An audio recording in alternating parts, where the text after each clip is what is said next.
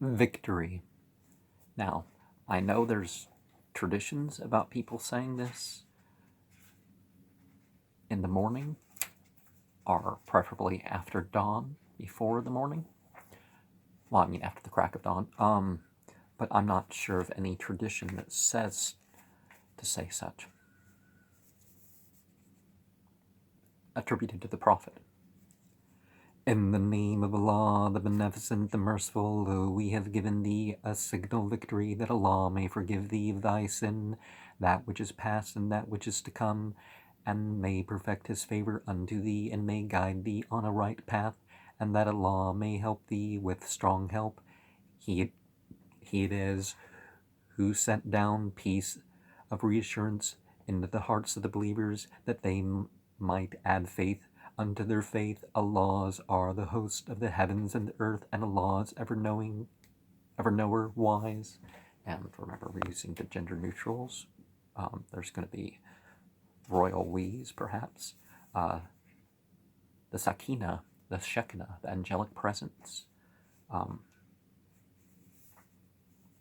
That he may bring the believing men and believing women into gardens underneath which rivers flow, wherein they will abide, and may remit from them their evil deeds. That in the sight of Allah is the supreme triumph, and may punish the hypocritical men and the hypocritical women, and the idolatrous men and the idolatrous women. The word is misassociator. Who think an evil thought concerning Allah, for them is the evil turn of fortune, and Allah is wroth against them, and hath cursed them, and hath made ready for them hell, a hapless journey's end, while they believe something that's not right. Allah's are the host of the heaven and the earth, and Allah's ever mighty wise. Lo, we have sent thee as a witness and a bearer of good tidings and a warner, that ye may believe in Allah and his messenger, and may honor him, and may revere him, and may glorify him at early dawn and at the close of day.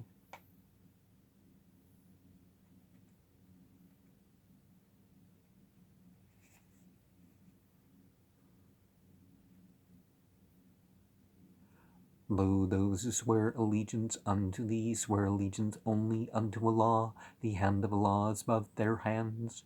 So whoever breaketh this oath breaketh it only to his soul's hurt, while whosoever keepeth this covenant with Allah, on him will he bestow immense reward. Now this verse and our verse 18 is said when taking oaths, particularly Sufi orders. Those of the wandering Arabs who were left behind will tell thee, our possessions and our households occupied us, so ask forgiveness for us. They speak with their tongues that which is not in their hearts. Say, who can avail you aught against Allah, if he intend you hurt or intend you profit? Nay, but Allah is ever aware of what ye do. Nay, but ye deem that the messenger and the believers would never return to their own folk, and that was made fair seeming in your hearts. And ye did think an evil thought, and ye were worthless folk. And as for him who believeth not in Allah and in his messenger, lo, we have prepared a flame for disbelievers, and Allah's is the sovereignty of the heavens and the earth. He forgiveth whom he will, and punisheth whom he will, and Allah is ever forgiving, merciful.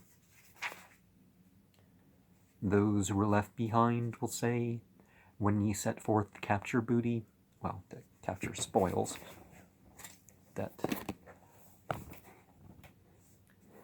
of course, in Islam, we don't allow wars for the mere capturing of spoils. Let us go with you. They fain would change the verdict of Allah. Say unto them, ye shall not go with us. Thus hath Allah said beforehand. Then they will say, ye are envious of us. Nay, but they understand not, save a little. Say unto those of the wandering Arabs who were left behind, ye will be called against a folk of mighty prowess, to fight them until they surrender, and if ye obey, Allah will give you a fair reward. But if ye turn away, as ye did turn away before, he will punish you with a painful doom. There is no blame for the blind, nor is there blame for the lame, nor is there blame for the sick, And whoso obeyeth the law and his messenger, he will make him enter gardens underneath which rivers flow. And whoso turneth back, him he will punish with a painful doom. Allah was well pleased with the believers when they swore allegiance unto thee beneath the tree, and he knew what was in their hearts, and he sent down peace of reassurance on them. He hath rewarded them with a near victory. And as I said before, there's symbolic elements, of course, the tree and all that. But the sakina, is broader than that. And much booty that they will capture. Allah is ever mighty wise.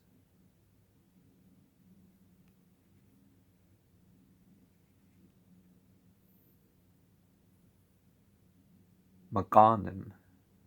Okay, that's the word being used here. For the spoils. Allah promised you much booty that ye will capture, and hath given you this in advance, and hath withheld men's hands from you, that it may be a token for the believers, and that he may guide you on a right path, and other which ye have not been able to achieve, Allah will compass it. Allah is able to do all things, and if those who disbelieve join battle with you, they will take flight, and afterward they will find no protecting friend nor helper. It is the law of Allah which hath taken course aforetime. Thou wilt not find for the law of Allah aught of power to change, and he it is who hath withheld men's hands from you, and hath withheld your hands from them. In the valley of Mecca, after he had made you victors over them, Allah is seer of what ye do. These it was who disbelieved and debarred you from the unviable place of worship, and debarred the offering from reaching its goal. And if it had not been for believing men and believing women, whom ye know not, lest ye should tread them underfoot, and thus incur guilt for them unknowingly, that Allah might bring into his mercy whom he will, had been clearly separated. If they had been clearly separated, we verily had punished those of them who disbelieved with painful punishment. When those who disbelieve had set up in their hearts the zealotry of the age of ignorance, then Allah sent down his peace of reassurance upon his messenger and upon the believers, and imposed on them the word of self-restraint, for they were worthy of it, and meet for it, and Allah is aware of all things. Allah hath fulfilled the vision for his messenger. In very truth, ye shall indeed enter the inviolable place of worship, if Allah will, secure, shaven and cut, not fearing, but he knoweth that which ye know not, and hath given you a near victory beforehand. And completing the pilgrimage, there's the trimming or the shaving of the head. Well, the trimming of the hair of the head or the shaving. I still didn't articulate that. He it is who hath sent his messenger with the guidance and the religion of truth, that he may cause it to prevail over all religion, and Allah sufficeth as a witness. Now, the restoration of the system of reality, the system of judgment, which is the reality. So it goes broader than what a lot of people are going to think about these issues, because a lot of people have deens that aren't religions. They're not spiritual relationships, even.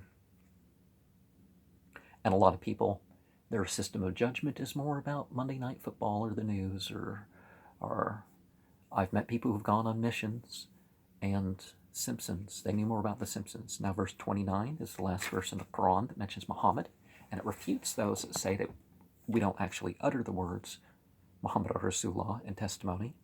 And very interestingly, the glottal stop, every vowel mark, u, and the 28 letters. So if you know how to read this verse, you know how to read anything in Arabic.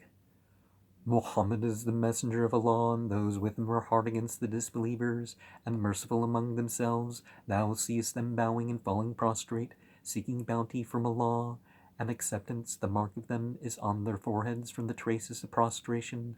Such is the likeness in the Torah, and their likeness in the gospel, like a sown corn that sendeth forth its shoot, and strengtheneth it, and riseth firm upon its stalk, delighting the sowers, that he may enrage the disbelievers with them. Allah hath promised unto such of them as believe and do good works forgiveness and immense reward.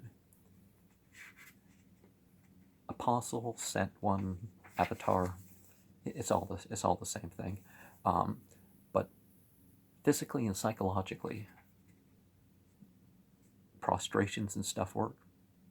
Beliefs have effects, and let me share this verse with you. Muhammadar Rasulullah waladina ma'u washandahu ala kufare ruhama'u bainam taram rakan sujadayam danguna fanlamenalahiwarid wanan simam fi wujuhihim nataris sujude dhalaka mathalu fi tawrate wa mathalum fil injile kazar'in akhraja shatahu fazarahu fastaghlaqa fastawala suqahi wajaba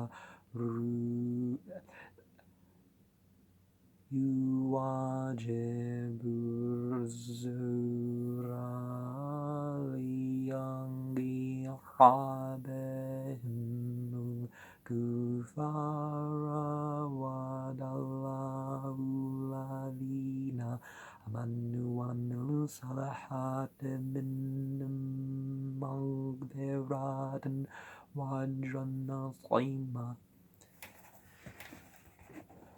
Quite the allergy season, so hopefully I've repeated it right. And going back, let me say the verses of the allegiance. Inna ladhina yubayyunaka nama yubayyuna allaha yadullahi fawqa aydihim faman nakatha fanama yankuthu ala nafsihi وَمَنْ أَوْفَى بِمَا عَاهَدَ اللَّهُ فَسَيُؤْتِيهِ أَجْرًا عَظِيمًا. And don't worry if you're doing something good, God's taking part too. And the other. So that was 10, and here's 18.